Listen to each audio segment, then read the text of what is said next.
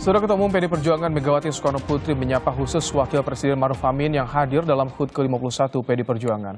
HUT PDIP kali ini tak dihadiri oleh Presiden Joko Widodo yang sedang melakukan kunjungan ke luar negeri. Dalam salam pembukaan pidatonya, Megawati menyapa Wakil Presiden Maruf Amin. Dalam pidatonya, Megawati mengatakan bahwa PDIP hanya mengundang kepada mereka yang bersedia hadir. HUT PDIP kali ini tak dihadiri oleh Jokowi yang sedang melakukan kunjungan ke Filipina.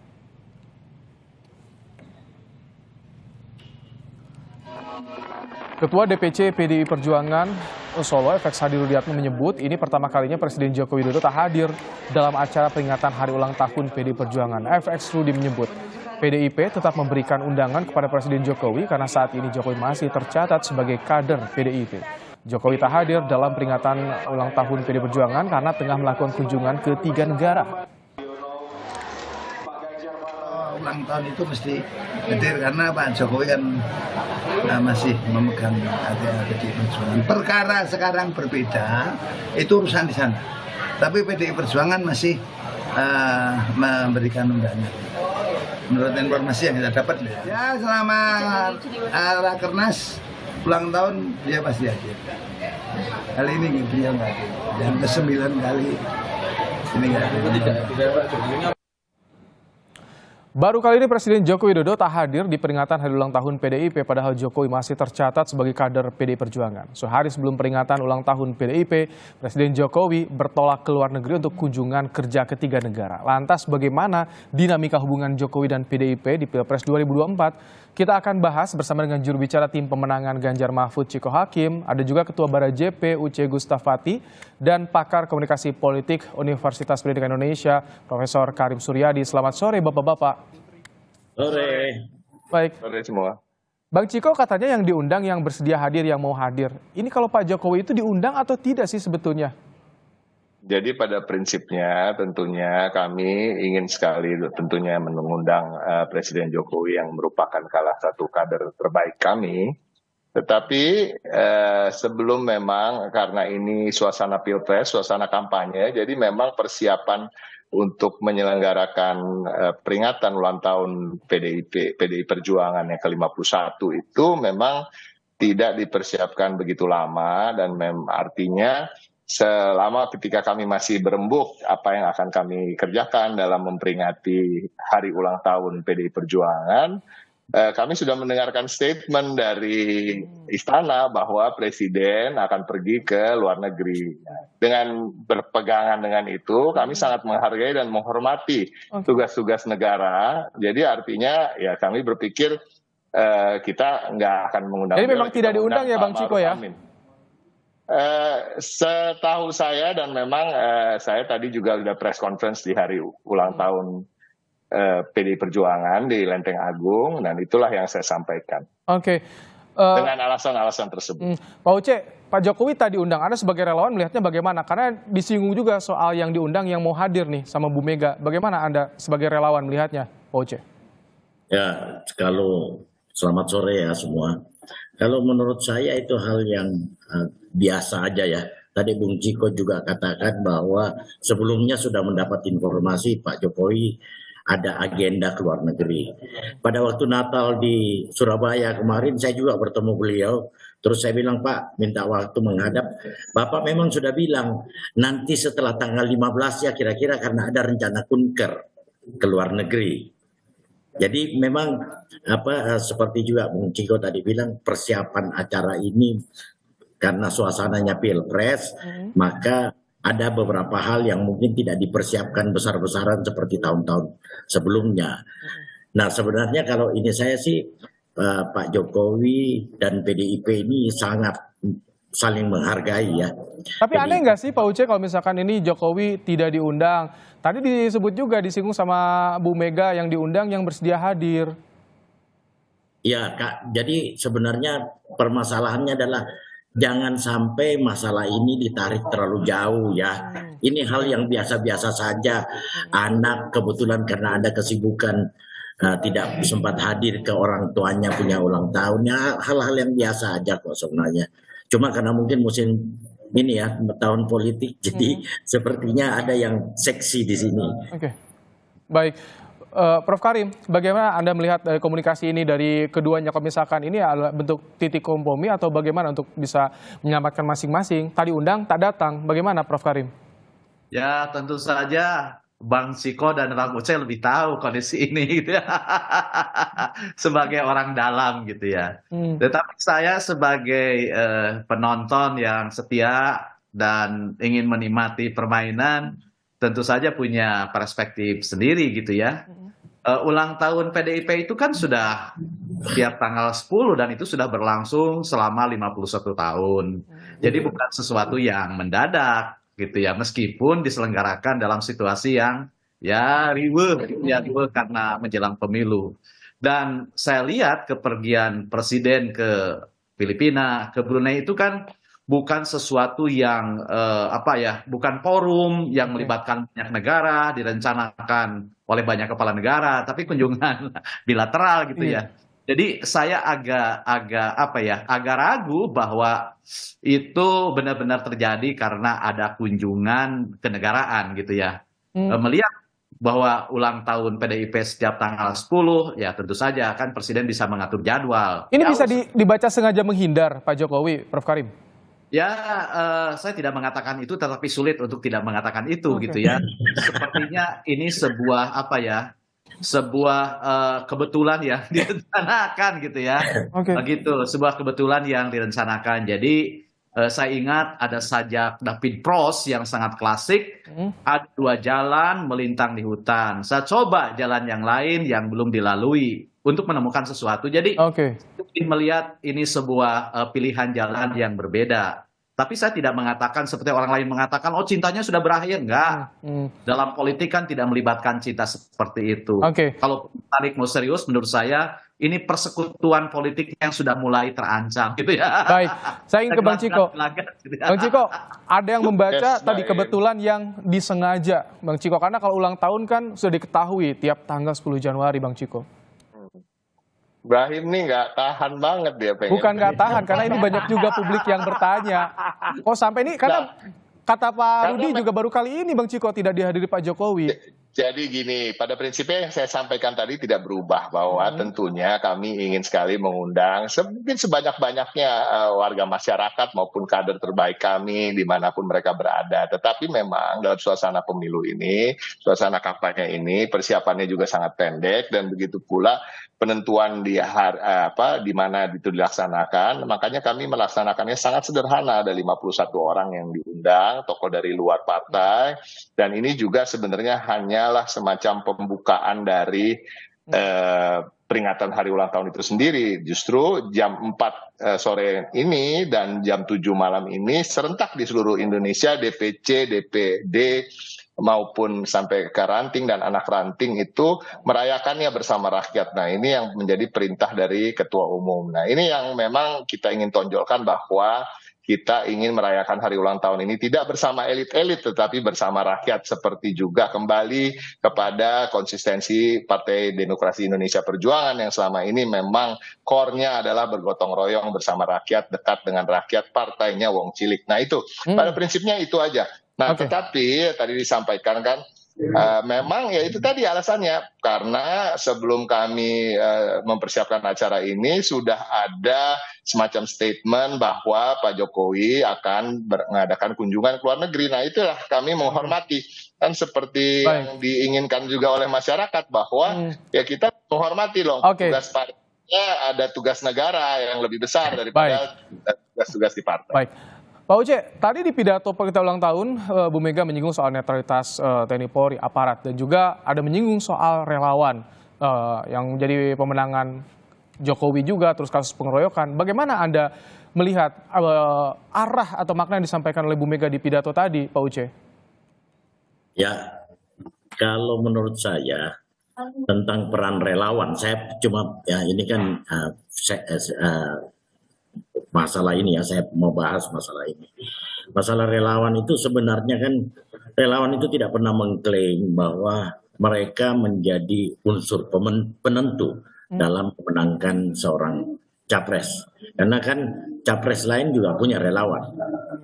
Tapi bahwa relawan berperan, tetapi kalau mau dibilang satu-satunya faktor itu menjadi tidak ini juga menjadi tidak elok juga. Tapi kami punya peran. Ada ranah yang tidak bisa parpol masuk, ada ranah yang relawan tidak bisa masuk. Kemenangan Pak Jokowi di 2014 dan 2019 karena dua elemen ini bisa saling mengisi. Oke. Jadi Kalau tadi tidak soal ada- relawan disinggung sama Bu Mega, jadi artinya apa nih menurut Anda, Pak Uce? Saya rasa tidak ada maksud apa-apa. Ibu Mega juga sebelumnya kan sudah pernah berbicara tentang Oke. tentang peran relawan. Oke. Ya kan? Jadi saya rasa tidak harus kita bahas ini bahwa ini Baik. harus di polemik, enggak. Baik, Prof Karim, kalau Anda melihat dari pidato yang disampaikan Bu Mega ketika tadi di hari ulang tahun, bagaimana? Arahnya sudah jelas atau bagaimana, Prof Karim? Ya, saya tidak ingin menafsirkan apa yang disampaikan oleh Ibu Mega ya, karena pertama saya tidak melihat pidato secara keseluruhan gitu ya. Yang kedua, menurut saya pertanyaan tadi tentang kehadiran Pak Jokowi itu amat penting ya, amat penting penjelasannya. Mengapa tidak hadir? Mengapa amat penting? Karena orang awam sekalipun tahu bahwa Pak Jokowi itu diberi kehidupan oleh PDIP. Bahkan bukan hanya Pak Jokowi ya, putranya, menantunya gitu ya. Nah, jangan sampai ada kesan bahwa kok orang sudah dikasih maaf ya, dikasih makan, dikasih hidup, dikasih jalan, kok bersikap seperti itu. Oke. Apa saya lebih concern ke hal itu? Karena saya sebagai pendidik, sehari-hari mengajar etika politik, partai politik, saya ingin melihat gitu ya, ada political platform yang jelas, ada preferensi politik yang dibangun oleh politisi, Oke. sehingga hubungan seseorang dengan partai politik itu tidak seperti hubungan orang yang belanja di kafe gitu ya, yang datang sekali itu. Tidak. Kenapa? Kenapa itu penting? Karena preferensi politik yang dibangun oleh politisi itu akan nular Oke. kepada masyarakat, sehingga masyarakat akan jelas punya panduan Baik. gitu. Apalagi PDIP sebagai partai yang menurut saya sangat kental membina ideologi. Oke. Kalau politisinya dengan mudah berpindah partai, balik kanan, jangan harap preferensi kepartaian rakyat tumbuh. Nah, ini Jangan yang, lupa rakyat yang juga dibutuhkan, bukan hanya jangan sampai hanya Oke. ya, menjelang pemilu saja dibutuhkan, tetapi orientasi Ini yang partai. dipertanyakan ya Prof Karim, ketika ada cenderung arah seperti itu yang Anda baca, kenapa PDIP tidak begitu frontal terhadap Jokowi? Apakah ini juga masih ada pertimbangan soal elektoral, Jokowi effect? Tapi nanti kita akan bahas usai jeda. Tetap bersama kami, Bapak-Bapak di Kompas Petang. Dialog Kompas Petang membahas soal ketidakhadiran Presiden Jokowi di acara hari ulang tahun PDIP. Kembali kita akan lanjutkan, ada Ciko Hakim, Uce, dan juga Prof Karim. Bang Ciko, ini sampai video Presiden tidak diminta, tidak ada undangan juga. Bagaimana Anda ini dari PDIP memang sengaja tidak mempersiapkan untuk mengundang Jokowi meminta videonya atau bagaimana ini? Enggak, memang fokus daripada 51 tahun bersama rakyat ini itu adalah tema dari ulang tahun Partai Demokrasi Indonesia Perjuangan kali ini yang ke-51 adalah memang mengedepankan soal gotong royong kami bersama rakyat. Dan justru salah satunya ingin menegaskan bahwa perjuangan PDI Perjuangan ini adalah perjuangan yang mengedepankan kerjasama dengan rakyat, bukan dengan elit gitu. Elit comes and go. Elit itu datang dan pergi, tapi rakyat itu yang pasti gitu. Nah, tapi beberapa kali dipuji-puji terus loh, Bang Ciko. Itu ada Pak Jokowi kan dipuji-puji sebagai kader terbaik. Masa kekuasaannya ada. Loh memang, tapi kan salah satu kader terbaik itu punya kader-kader lain, kader-kader terbaik lain seperti Pak Ganjar Pranowo, ya kan, Mbak Puan, ya Mas Nanan, ada juga teman-teman seperti Mas Aryo Bimo, semuanya kader-kader terbaik Partai Demokrasi Indonesia Perjuangan. Tapi tadi saya ingin tergelitik disampaikan, kita tidak pernah ambil pusing soal loyalitas daripada kader kita, walaupun itu yang ditekankan dan diajarkan di sekolah-sekolah partai kami gitu. Dalam kurikulum sekolah partai kami nomor 1 ada soal loyalitas.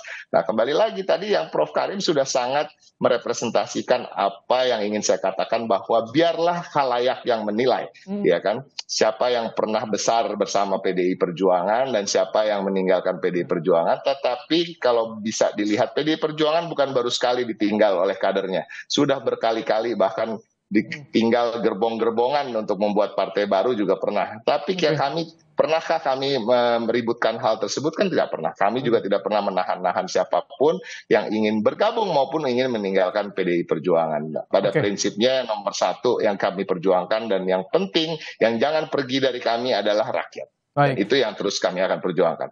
Oce, yang biasanya Jokowi hadir di ulang tahun, dipuji-puji soal kader terbaik dari PDIP. Nah, Anda sebagai relawan pendukung Jokowi ini bagaimana melihat sekarang tidak ada? Video statement pun tidak diminta, Pak Uce. Jadi kami berapa kali juga bikin acara, kami jangankan PDIP, kami aja relawan kadang-kadang merasa bahwa untuk acara ini tidak perlu merepotkan seorang presiden. Terlebih yang saya dengar bahwa justru ada dari PDIP mendorong Pak Jokowi memprioritaskan tugas kenegaraannya. Jadi saya rasa apa yang dilakukan oleh Partai Demokrasi Indonesia Perjuangan di usianya yang ke-5 tahun ini menjadi pelajaran yang bagus untuk anak-anak bangsa ya, bahwa partai ini memprioritaskan kadernya itu untuk melaksanakan tugas-tugas kenegaraan, tugas-tugas pokoknya dia. Jadi saya rasa itu tidak harus menjadi suatu polemik karena kami juga pernah mengalami hal seperti itu. Prof Karim, kalau dengan kondisi seperti ini, ada kemungkinan nggak PDIP dengan Jokowi ini betul-betul pisah di saat Pilpres ini, atau sebelum pemerintahannya berakhir, atau mereka sama menahan karena ada juga efek elektoral yang dipertaruhkan, Prof Karim? Oh, Bang Siko sama Bang Uce aja akur-akur, saya harus jawab galak gimana? Gini Mas, gini ya, memang dalam politik kan ada pepatah ya, jika tidak mendapatkan semuanya maka jangan lepaskan yang didapat gitu ya.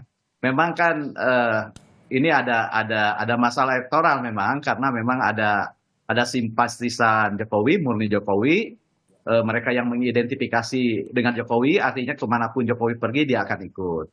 Ada juga orang-orang yang mengidentifikasi Jokowi dan PDIP gitu ya, di mana PDIP dianggap sebagai substratnya Jokowi. Jadi begini, jadi ada orang yang melihat Jokowi dan PDIP itu seperti gelas dan air.